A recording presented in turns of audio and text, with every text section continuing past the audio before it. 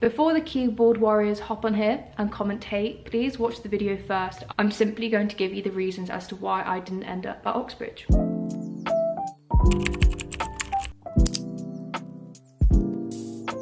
For context, when I went to sixth form, my first year of sixth form, the global illness, is what I'm going to call it, broke out. So my whole 2 years were during the worst parts of it. And I, as many other students, were extremely burnt out. It was a really hard period, so hard. I literally took a year out after A-levels just to get some mental clarity away from it, because it was a really rough period. And in that period, I took a step back and decided what I really wanted to do with my life. Many of my teachers, including my dad, if you're watching this, had always wanted me to apply for Oxford or Cambridge. And for some context, I've been top in every single school, every class that I've ever attended. I'm someone who is extremely competitive with himself, not with other people. I've always been of the mindset that I want to push myself to my absolute limits, in the sense that I love to know that I haven't got a limit and I can build myself. If I put more work in, I would get more out. And I've always been delusional. I never really thought I'd get the straight nines, the AAA stars, the first. I just thought, let's see if I can get there. And I did, and that's my mindset I've always had. I've only ever needed myself to push me. And that's something that I really struggled with when considering Oxford and Cambridge. And this is not their fault by any means. But I'm aware that the competitive nature at university, such like that, are going to be much higher. And if you're someone that thrives on being competitive with other people, that is quite literally the perfect place for you. I am hyper competitive when it comes to sports. Revision, studying, self-improvement has always been an internal battle for me. So I knew that if I was to be placed in an environment where not only do I have these extremely high standards on myself, but I then have that imposed by other students or teachers, I knew I would really struggle with my mental health. Just because I've got the grades, by the way, doesn't mean that I would have got into Oxford or Cambridge. I know there are interviews and other exams. I'm someone, and this might be egotistical, I'm pretty good at interviews. I can speak for days, and I'm very good at cutting out waffle. As you'll notice, these videos are pretty short and pretty much uncut. But I'm someone who I think, personally, deep down, I could have got into Oxford or Cambridge. That's another matter. You can decide whether or not that's true. But I get asked if I regret not even applying. Seeing how my life has turned out, no.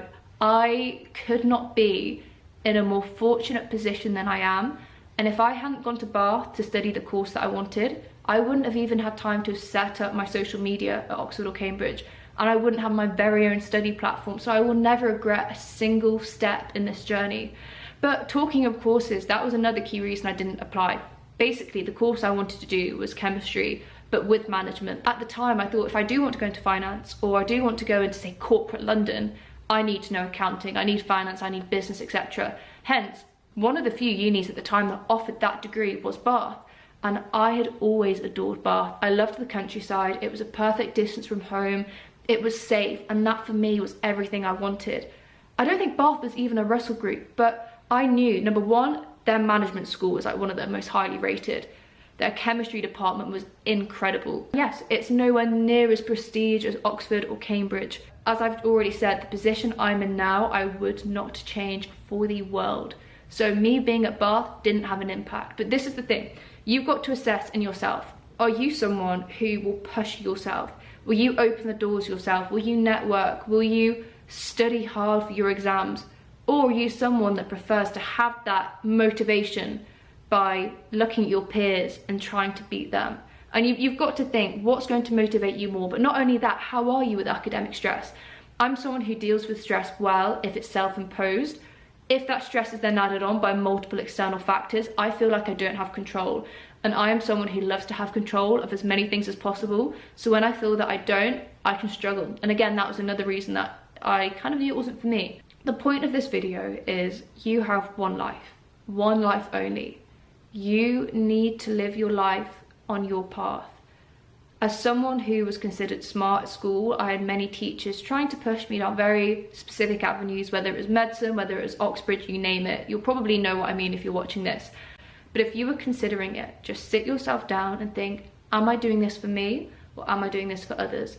I could have ended up loving Oxford and Cambridge. I'll never know, I didn't go. But I know that the unconventional route that I took has still led me to a place where I am so content with life. And I want you to know that if you're feeling the pressure right now, please speak to someone and let them know how you feel and why.